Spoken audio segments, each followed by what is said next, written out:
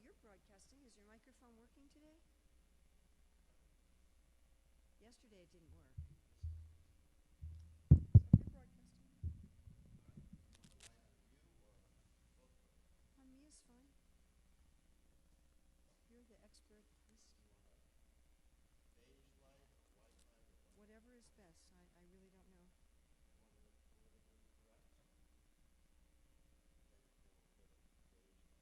Okay. I have zero knowledge or expertise in these things. Oh.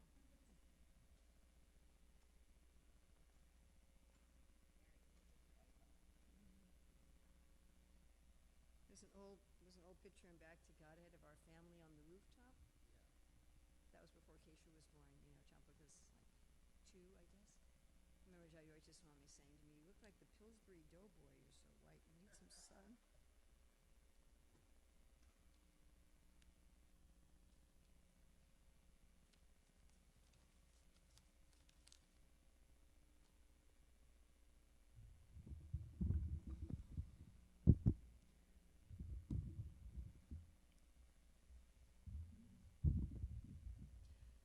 Jaya. Oh, yeah, that's better than that other one. It's not, you don't feel blinded by it.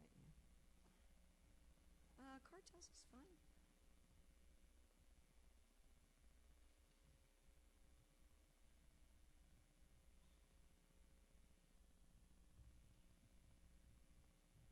Thank you so much.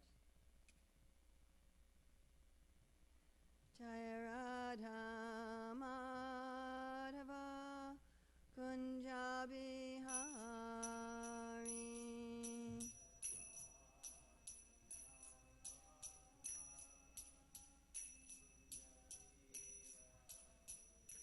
Jaya Radha Madhava Kunjabi Hari.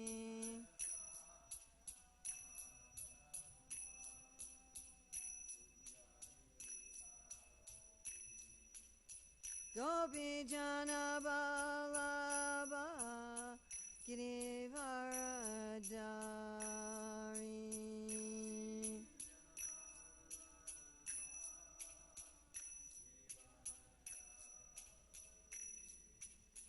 Gopi Jana Vallabha Girivaradari.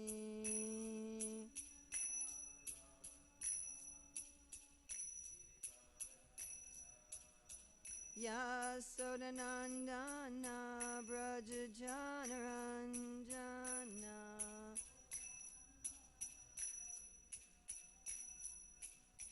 Yasodanandana Braja Janaranjana.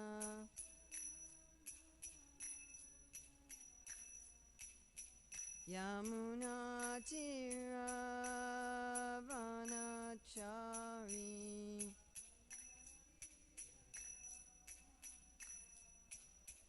Yamuna Tiravanachari.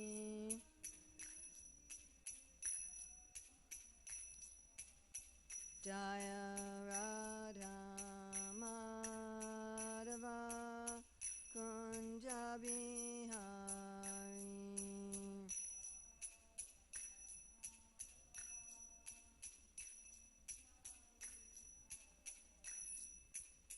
Gopi Jana Vallabha Girivaradari.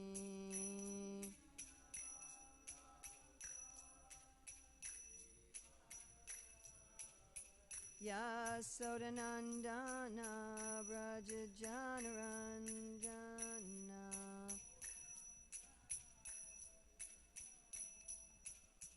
Yamuna Tiravanachari.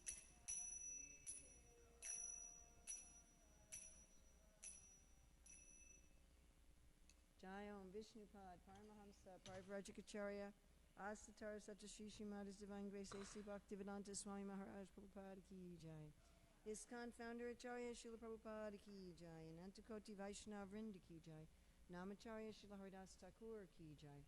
Prem Shikaho Shri Krishna Chaitanya Prabhu Nityananda Shri Advaita Gadadhar Shri Vasadi Gaur Bhaktivinoda ki jai. Shri Shri Radha Krishna Go Gopinath Shri Mukunda Radha Kunda Giri Govardhana ki jai. Vrindavan Dhama ki jai. Mathura Dhama ki jai. Navadvip Mayapur Dhama ki jai. Jagannath Puri Dhama ki jai. Gangamaya Jamuna Devi ki jai. Bhakti Devi ki jai. Tulsi Maharani ki jai. Samaveta Bhaktivinoda ki jai. Gaur Premanande. All glories to the assembled devotees. All glories to the assembled devotees. All glories to the assembled devotees. All glories to Sri Guru and Gauranga. All glories to Srila Prabhupada.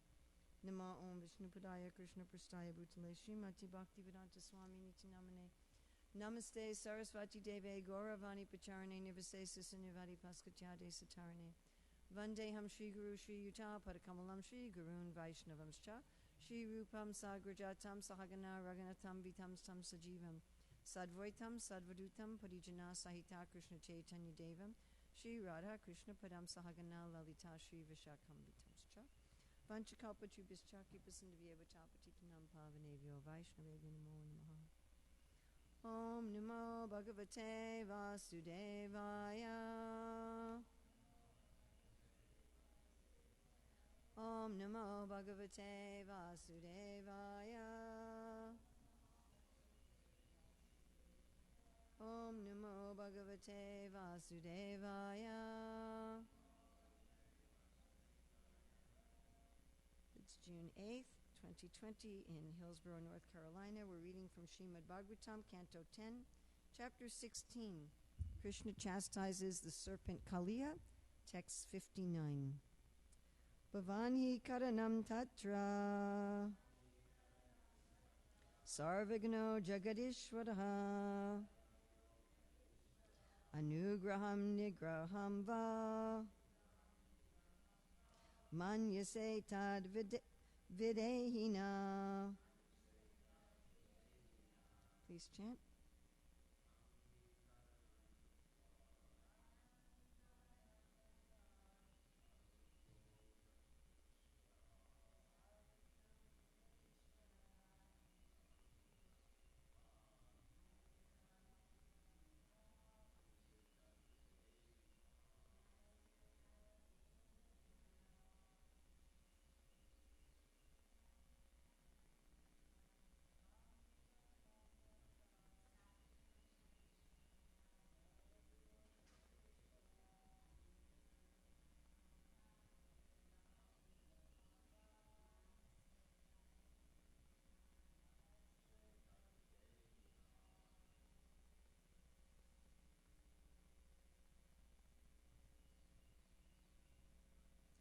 Bhavan, your good self. He, certainly. Karanam, the cause. Tatra, in that matter, the removal of illusion. Sarvagnaha, the knower of everything. Jagat Ishwaraha, the supreme controller of the universe. Anugraham, favor. Nigraham, punishment. Va, or manyase, whatever you consider. Tat, that. Videhi, arrange. Naha, for us. So this is the end of Kaliya's prayer. And at the end of a prayer, as D.T. Narayan Prabhu discussed the other day, one often asks for some benediction. In fact, one is supposed to ask for some benediction. So here it's interesting that Kaliya is saying, you decide. He asked for something, but he says, you decide. He ends with you decide. Translation. O Lord, since you are the omniscient Lord of the universe, you are the actual cause of freedom from illusion. Please arrange for us whatever you consider proper, whether it be mercy or punishment. So there's no purport in the BBT edition.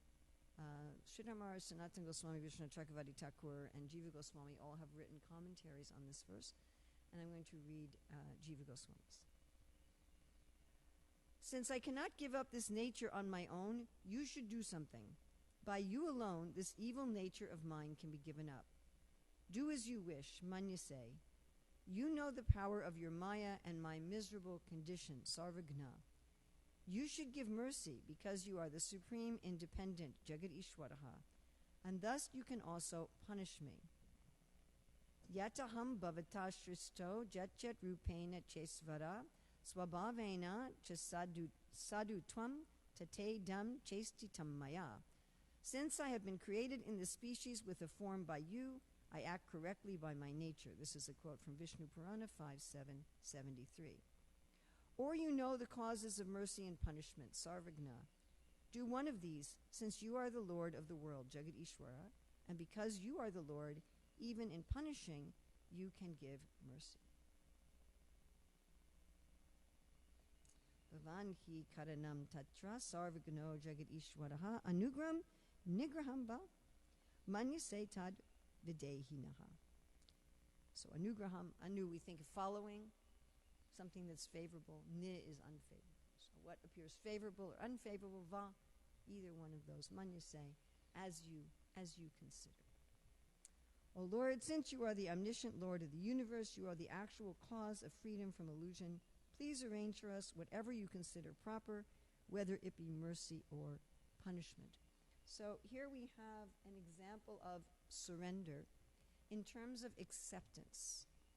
But the acceptance is often very much misunderstood as passivity. And yesterday, we couldn't attend the program here because we were in the UK, and we were there speaking about Vandanam, where Prabhupada talks about greed in the nectar devotion, that one has to have an intense desire for a service. What does Prabhupada say in the nectar devotion? If one develops this loyam, or excessive eagerness for meeting and serving the Lord in a particular way, that is the price to enter the kingdom of Godhead. That is Nectar Devotion, chapter 9. So this intense eagerness to meet the Lord and serve him in a particular way, Prabhupada says, that is the only price. At the same time, the devotee is very accepting, and the story that Ratnaradhika told the other day of Mukunda just exemplifies this mix of eagerness and acceptance. It's kind of, Mukunda personifies in that particular lila this total acceptance and total eagerness. We can think of how Arupa Goswami says we have to have enthusiasm. What is it? What are the three things? Patience and confidence. Enthusiasm, patience, and confidence. So if you just have enthusiasm, it tends to become Rajagun. If you just have patience, it tends to become Tamagun. Right? And if you just have confidence, it's just Sattvagun. But if you're enthusiastic to serve Krishna, yet you're patient for Krishna to bestow his mercy, and you're confident that someday he's going to bestow his mercy. I don't know how, I don't know when. Prabhupada wrote one poem that I don't have any expectations for for crores of upcoming births. I have no expectations. I feel I'm going to have to suffer for crores of births. Yet I know you're going to give me your mercy. So let's look at here what I've identified. I'm sure there's more, but I've identified three things here that Kaliya is showing acceptance of. Now, one thing that's always struck me in the Bhagavad Gita is where Arjuna asks in the 3rd chapter, why are we forced to do sinful activities against our will? You know, Krishna's talked about doing your prescribed duties, right? He's talked about how to conquer the mind, and Arjuna says, but it just seems that we end up doing things that are wrong against our will as if engaged by force. Everybody's familiar with that verse? When I first read that verse, I was a college student, was a first-year college student. When I was first reading the Bhagavad Gita, the printing that I had, that question was on the bottom of the right-hand page. And when I read that question, I thought, what's the answer? Why do I do things against my own ideals? And this is a problem that, as far as I can understand, all of us conditioned souls have. We have certain ideals, a kind of person we want to be, and at least for myself, at least on a daily basis, if not on an hourly basis, I disappoint myself. I say the wrong thing, I do the wrong thing, or I fail to do the right thing. I say I'm going to work on this project for the next hour, and I work on something else. And I'm like, why don't I do what I say I want to do, or what I know is best for me? And Krishna's answer was not very satisfying to me when I turned that page when I was 17, and I read the answer where he says, it's simply your lust. You're the problem. But the difficulty is it's not so easy to control one's own lust and anger. This is what Kali is saying. It's like, okay, well, thanks a lot. and Krishna says, you can do it. Right? Even in the 6th chapter where Arjuna says, Chanchalahi mana Krishna, how can I control the mind? And Krishna says, it's possible by suitable practice and by detachment. So Kali is asking for a very specific thing here. He's saying, I have not been able to control my anger and my envy. Some very specific things. It's my nature. I haven't been able to control it, and I can only do that by your mercy. And indeed, that is the understanding in Bhakti Yoga. Karma Yoga, Gyan Yoga, Dhyan Yoga, there's much more a mood that I can control my activities myself. And these forms of yoga are becoming more and more popular in the modern day. I mean, most religious systems preach some kind, in the world today, preach some kind of karma kanda or karma yoga. Be a good, pious person, and if they go a little bit further, be a good, pious person to please God. Most of them are just saying, be a good, pious person and go to heaven. And some of them are, be a good, pious person in order to love God. But it's, I'm going to conquer my lower nature by piety. King Rigat tried that, and he just made a mistake. He wasn't even lusty or angry or envious. And it didn't quite work, just by trying to be a good person. We have a lot of examples of demons, like Jarasandha tried to be a good person. He thought, I'm following the Vedic rules. We have all these examples of demons who think that they're following the Vedic rules. And it doesn't work. We see in the world today so many people who try to be good persons, and they mess up. And we've also tried, yes? Have we all tried to be good people? And we're not always good people. But in Bhakti Yoga, I'm giving a class later today, Krishna willing, on the Ishopanishad 12, 13, 14. And in Mantra 13, Srila Prabhupada says specifically that this rajas and tamas is only removed by the Lord. And this is Kaliya's point here. You're the master. You're the Jagadishwara. I can make a plan, and there's a plethora of self-help books and courses, and you can go out there and pay thousands or millions of dollars, and read the books and take the courses and go to the seminars, and maybe, if you really work at it, you can move yourself most of the time from tamas to rajas, or even from tamas to rajas to sattva.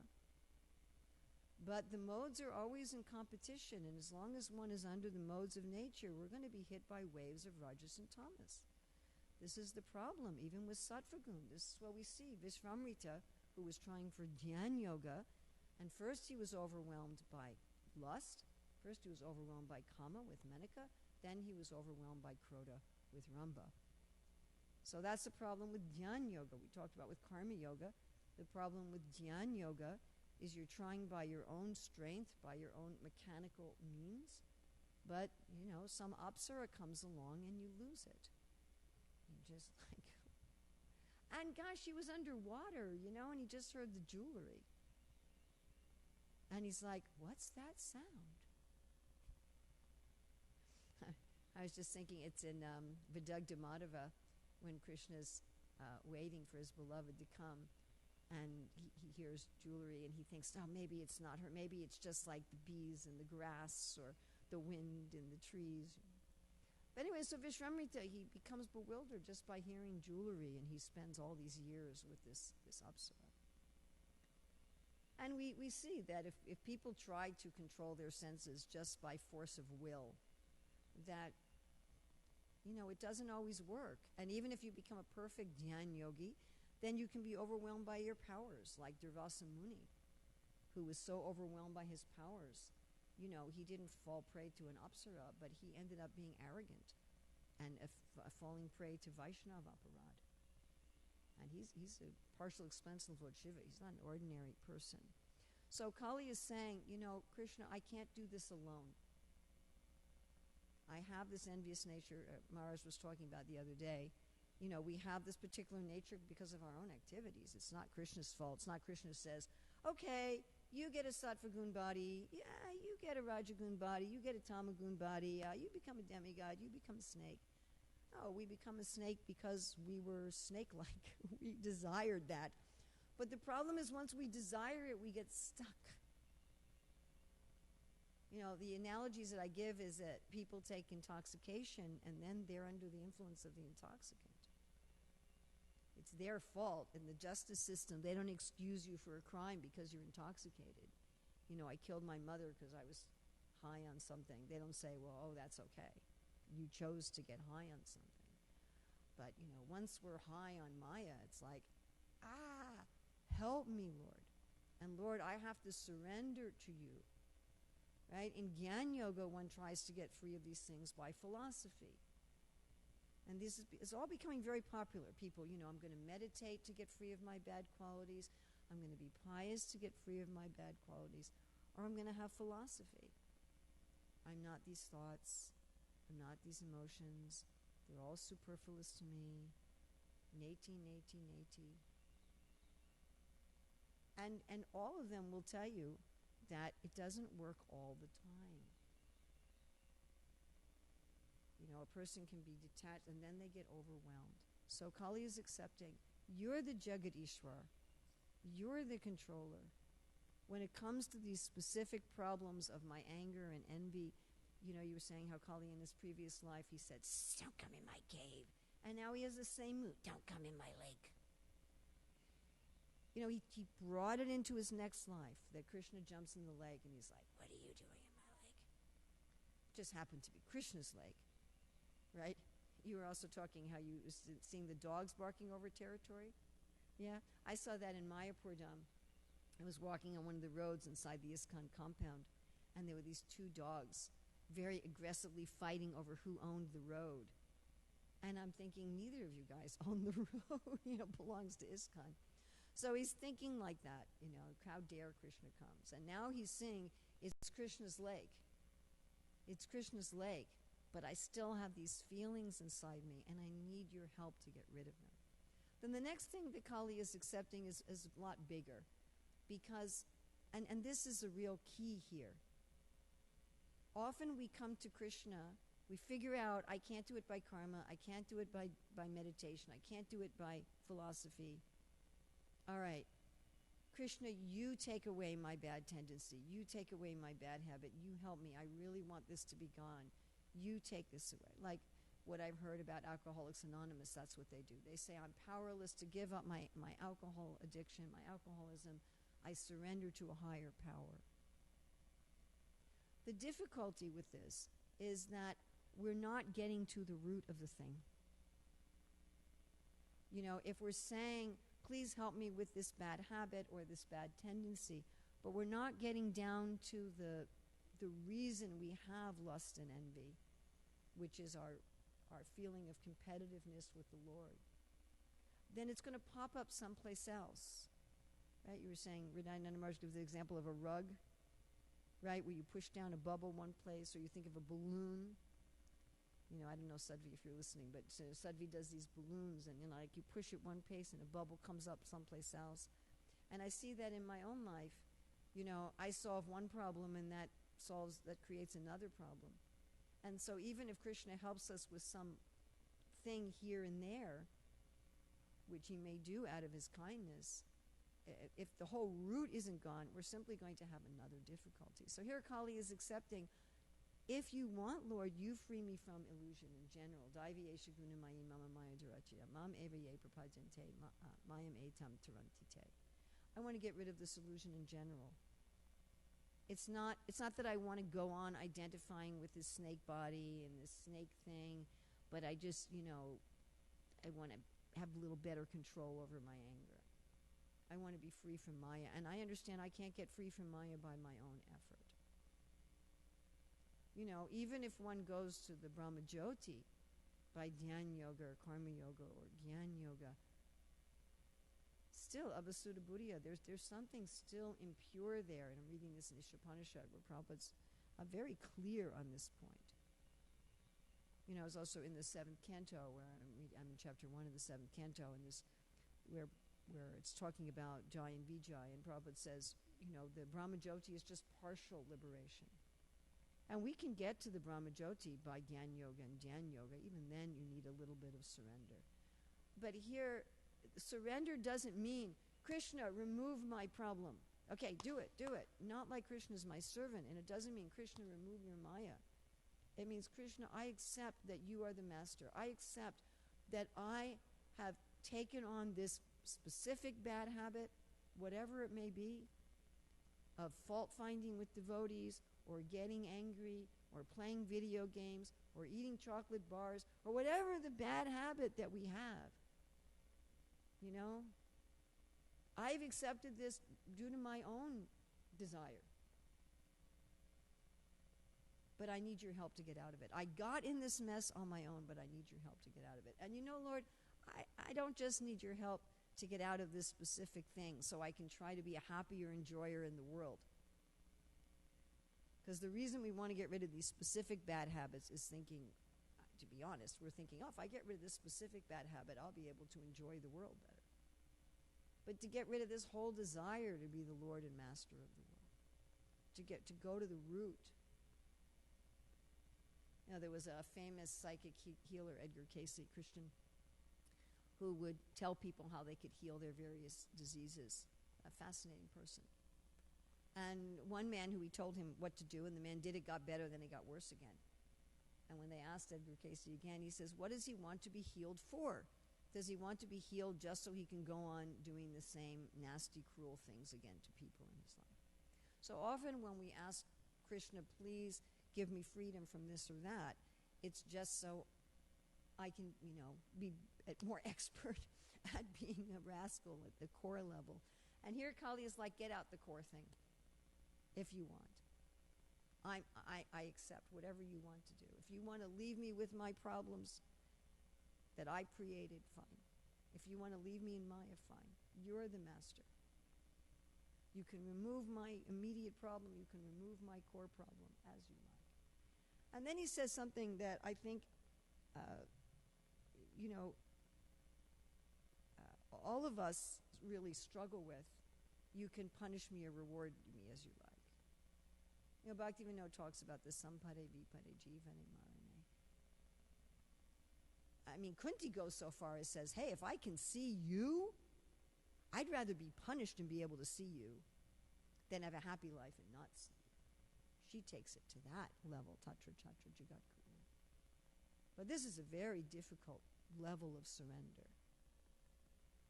We might say, oh, Lord, I accept if you're willing to get rid of my little problems. Lord, I accept if you're willing to get rid of my big problems. And please make me happy, okay? But to say, Lord, I accept if you want to get rid of my little problems and you want to get rid of the root problems, and tate nukampam sukshamikshamano, if you want me to have some kind of punishment, I'm willing to have that punishment for all of the ways that I've offended you and offended your devotees and all the ways I've acted improperly for so many millions and millions and millions of births. We were talking in our class yesterday in Leicester about Vandanam and these prayers of Dainya, of humility, where Rupa Goswami gives us examples of, I am the most sinful of all sinners. So if I really believe that, then why would I say, okay, let me just go? Mukunda isn't arguing with Lord Chaitanya and saying, how dare you say that I have to wait for millions of births before I can see you? How dare you? I'm your devotee. What's wrong with you? He's saying, even after so many births of punishment and waiting, at some point, I'm going to see you. So Kali is also accepting like that. If you want to punish me. I had an incident a year or so ago where somebody had accused me of something. And I went to the authority and I said, I didn't do this thing, but if you want to punish me anyway, that's up to you. And he looked at me and he said, are you serious? I'm like, yeah. It's like, you're in charge, whatever you want to do. It's fine. He says, nobody ever says that. I was kind of surprised. I thought we're all supposed to say that. He says, is it true? I'm like, no. He says, then don't worry about it. But this is the mood that we're supposed to be inculcating. And I know for me, it's often very difficult. It's often very difficult to say to Krishna, I know I've done all these bad things, but, kind of give me a break, will you? Let me off easy. But the devotee isn't asking for that. What is the devotee asking for? The devotee is asking, please, Krishna, always be in my heart. Let me always think of you. Let me always serve you. Kita Janmahoy, I can be a worm. I mean, I don't want to be a worm in a devotee's house. Whenever I don't know if I'm not a devotee, but I mean, when I see a worm, I just immediately put them outside. I don't feed them and hang out with them. So I don't think I'd want to be a worm in a devotee's house. They'd pick me up and put me outside. And I don't know, they might even smush me in the process. I've happened a few times. But that's the mood of the devotee. This is the surrender, the Atmanivedanam of the devotee, as explained in Bhakti Rasamrita Sindhu, surrender of body, mind, and words, and soul. And surrender of the soul is, you can put me in any species. You can put me, the soul, in any situation. But along with this acceptance is not passivity. It's not, okay, Lord, I accept. You can help me get rid of my specific petty problems or not. Whatever you want to do. Lord, I accept. You can relieve me from Maya or not. Whatever you want to do. Lord, I accept. You can punish me. You can reward me. You can make me a worm. You can make me a Brahma. That's a big difference, by the way. Worm and Brahma. Whatever you want to do. Okay. No, the devotee isn't passive. The devotee is very active. And what is the devotee actively cultivating? This intense, intense, intense eagerness. And what is Prabhupada going to read it again? If one develops this loyam, or excessive eagerness, excessive. Raghunath Das Goswami also uses this word, excessive, in his Srimana Shiksha. Excessive eagerness for meeting and serving the Lord in a particular way. I want to do some service for you. In the beginning, it's going to be I want to serve you, but eventually it starts to awaken in the devotee. Rupa Goswami is giving the example. I want to fan you with a chamara. I want to dance by the Yamuna. To cultivate that eagerness. The criticism of Hinduism in the world is that Hindus are passive because they just accept, well, everything's my karma and it's all fate and what can I do anyway? And people think that Bhakti Yoga is like that. A lot of times people are much more into Karma Yoga, Gyan Yoga, and Gyan Yoga. They say, well, I'm doing something, I'm not just passive. But the devotee isn't passive. Mukunda wasn't passive. He was dancing. Yes, yes, yes, yes, yes, yes. I'm going to see the Lord. I'm going to see the Lord. I'm going to see the Lord. I'm going to see the Lord. He wants to punish me for 10 million births. Okay, but I'm going to see the Lord. And those two things together. Or as Rupa Goswami says, the enthusiasm, the patience, and the confidence. Those three things together. The patience, the acceptance. It's up to you, Lord. You're the Jagadishwar, not me. I'm not going to get rid of my small problems or the root problems on my own. It's not possible. Right? One thing I really like is in 328:34, where Lord Kapiladev is saying that one uses the mind as a hook to capture the Lord like you capture a fish. And Prabhupada, writing in that purport, is saying we're using our mind. I mean, Krishna is telling us, Manmana Bhava Mad Bhakto, Maya Shakta Mana Parta. Rupa Goswami is saying the essence of bhakti is to always remember Krishna and never forget him. And we're trying, right? It's not like we're not trying to always remember Krishna and never forget him. But at some point, Prabhupada says in the purport, there's no question of using the mind. Why? Because Krishna says, oh, you're eager, you want me, okay, I will come. And what's nicely explained by our acharyas for their commentary on the 12th chapter of Bhagavad Gita is in the other processes one is trying to free oneself. But in Bhakti, Krishna's coming. He says, I come on the back of Garuda to personally lift you up. Prabhupada directed that painting to lift the devotee up. But why is Krishna going to lift us up unless our hands are up in the air? Lift me up. Ainanda chanuja kinkaram patita mam vishame bhubam bhujo. Kripaya tavapada pankajas titajuli sarasim vichinchaya. Vichinchaya is very much like the word manyase in today's verse. You consider. Please reinstate me in my service. Please make me an atom at your lotus feet. You consider. I don't have the power. You have the power. You please consider. Or like the last verse of Ishopanishad, which we were teaching. When was I teaching that? Yesterday, the day before. You know, that you can clear my path.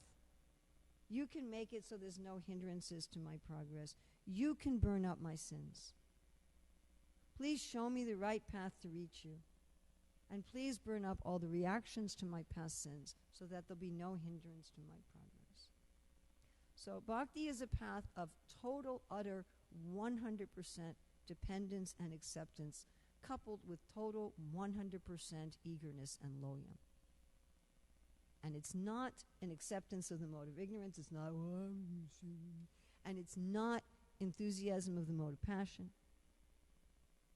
And both are supported by this confidence that I know that if I stick to the lotus feet of Guru and Krishna, if I stick to the Shastras, that even though I am constantly falling, constantly, Rupa Goswami says, I've never done any sadhana. That's what he says. He says, I've never done any sadhana. I have no devotion. Even though we're constantly falling short in one way or another, we know that somehow or other Krishna will pick us up. And so this is the ultimate mood that Kaliya is demonstrating here. So questions, comments, additions, subtractions. Yes, Maharaj.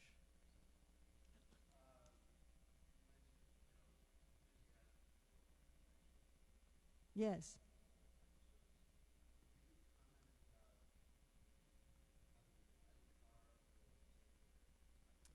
Oh, definitely.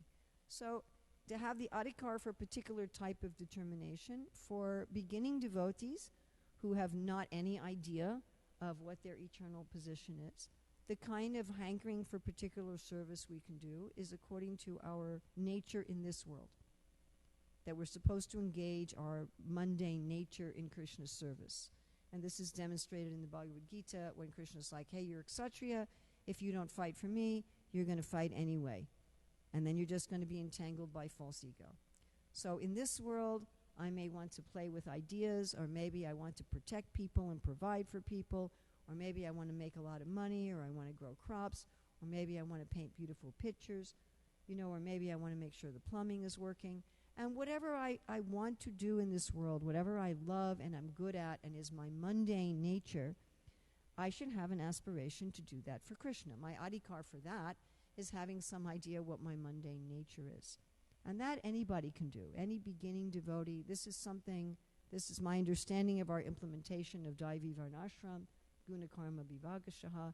We say, what are your qualities? What is your natural work? Do it for Krishna. Yat karoshi yat agnashi yat tatasi dadasi yat tapassasi kantaya tad karushva madarpanam. That verse, by the way, is also in the Bible in Corinthians. So everybody has that adhikar. And Prabhupada says very clearly in Nectar Devotion that we should perform service according to our personal taste. And this is also true for the neophyte. Prabhupada's talking about some devotees may prefer chanting, like my god sister Nanda. She said as soon as she came to Krishna consciousness, she thought, oh, japa, that's what I like to do the best. And very quickly she was chanting 40 rounds a day. Or like I met this lady in London, and she said, the devotees are criticizing me because I don't study the Bhagavatam. And she was married with a 12-year-old son, and altar, typical kind of altar you'd see in Indian homes. And I said, well, what do you do? She says, I just like to chant japa. I said, how much japa do you chant? She says, 150 rounds a day. Now, she had an apartment, she had a husband, she had a son, she had deities. And I said, why do you like to chant so much? And she started like practically laughing and crying at the same time. She says, because it's so wonderful. I just love to chant. I said, I don't think you have to worry about studying the Bhagavatam. And she said, but everybody's criticizing me that I'm not studying the Bhagavatam. And I said, well, is there any time of the day you're not chanting japa? She said, well, like in the morning when I'm getting dressed. And I said, do you have any favorite verses from Bhagavatam? She says, I really like Kunti's prayers. I said, can you chant those when you're taking a shower? She's like, yes, I can do that. I said, then fine, you're studying the Bhagavatam. So people have different inclinations, or I know devotees who like to spend 8 hours a day studying the Bhagavatam and going into Scripture and analyzing Scripture. Prabhupada says some people are going to like dressing the deities. Some people are going to want to be on the altar for 8 hours a day. So that adhikar is also there. I mean, we're all supposed to chant 16 rounds, and we're all supposed to at least study the Shastra somewhat every day, at least a verse of the Shastra every day. But as far as our main service, that's also according to our personal taste.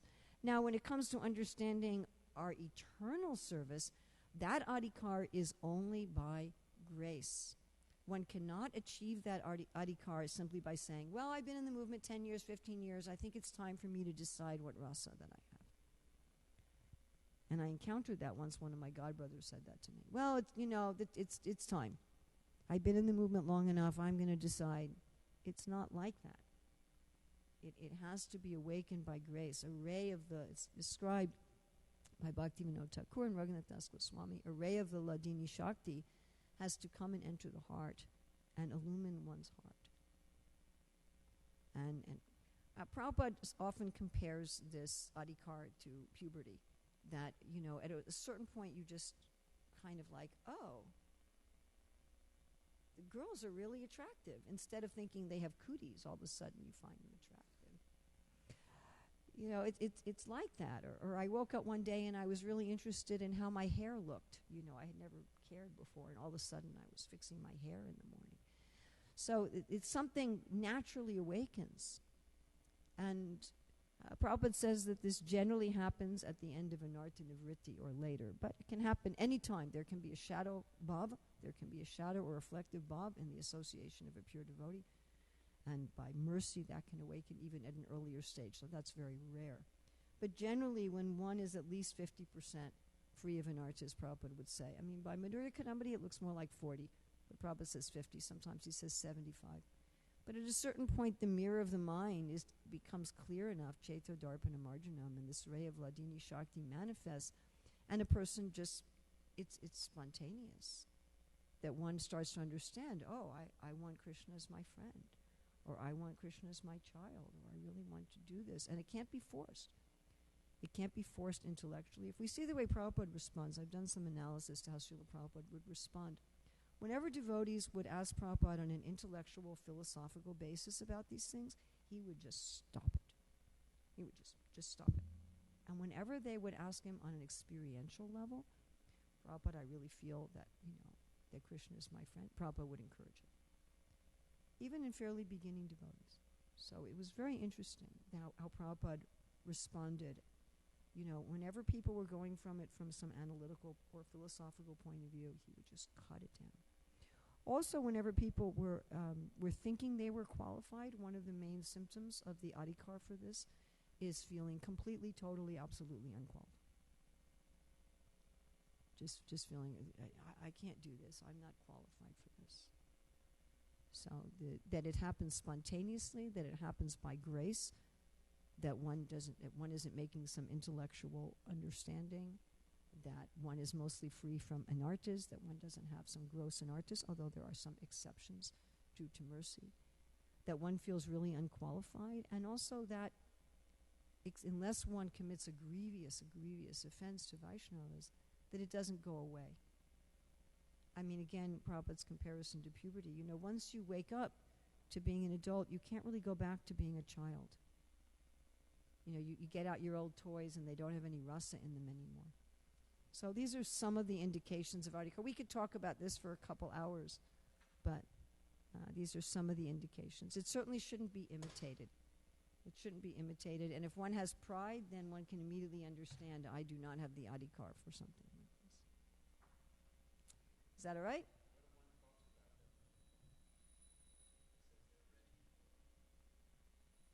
That's a pretty good indication that they're not.